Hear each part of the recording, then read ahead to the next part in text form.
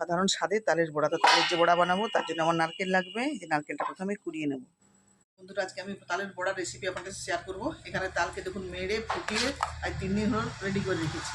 আর এখানে নিয়েছি সুজি, এর ময়দা, চালের গুঁড়ো, আর এখানে নারকেল করে নিয়েছি, আর লবণ নিয়েছি, আর জল নিয়েছি। তো কীভাবে বানাই সেটা আপনাদের সাথে শেয়ার করছি। এখানে আমি চালের গুঁড়ো দিচ্ছি 1 বাটি, আর সেইবার পিঠে মাপ করে দিচ্ছি ময়দা, পরপর দিয়ে দিচ্ছি। আর এরপর দিচ্ছি সুজি, ছোটো বাটির 1/2 বাটি সুজি। এর মধ্যে দিয়ে দিচ্ছি নারকেল কোড়া, স্বাদ মতো লবণ, নারকেলের ছিবড়াটা। আর এরপর এর মধ্যেই দিয়ে দেবো, একদম জল নেই, মেরে রেখেছি তালের কাঠ। এটা দিয়ে প্রথমে জল দিয়ে ভালো করে মেখে নেব। আগে প্রথমে তালের কাঠ দিয়ে মাখবো, যদি শুকনো শুকনো হয় তখন একটু জল ব্যবহার করব। তো তাল দিয়ে মাখার পরে এরকম একটু মোটা মোটা হয়েছে। এরপর মিষ্টি দিচ্ছি। তো তালটা বেশ মিষ্টি আছে, মিষ্টিটা খুব কমই দেবো। আর এরপর একটু জল দিয়ে ভালো করে মেখে নেব।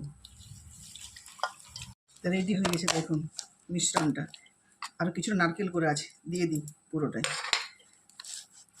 আর নারকেল দিয়ে ভালো করে আবার একটু ফেটিয়ে নেব, দিয়ে ছেঁকে নেব। মিশ্রণ থেকে কিছুটা করে নিয়ে আর এখানে তেলটা যে গরম হয়ে গেছে ছোটো ছোটো করে ছেড়ে দেবো।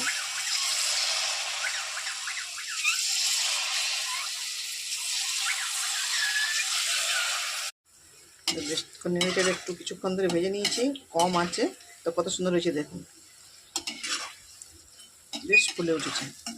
তো এগুলো নামিয়ে নিচ্ছি। আরও খানিকটা নিয়ে নিলাম, তেল গরম আছে, দিয়ে দিচ্ছি পরপর।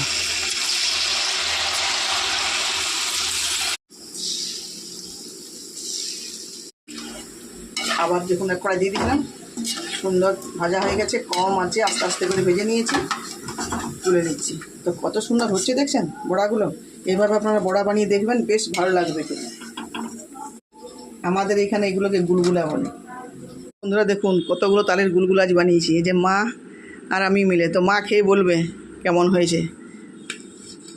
এগুলোকে আমাদের এখানে তালের গুলগুলা বলে, অনেকে আবার তালের বড়া বলে। তো আমাদের গ্রামীণ ভাষায় বলা হয় তালের গুলগুলা। আমার খেয়ে বলো কেমন হয়েছে।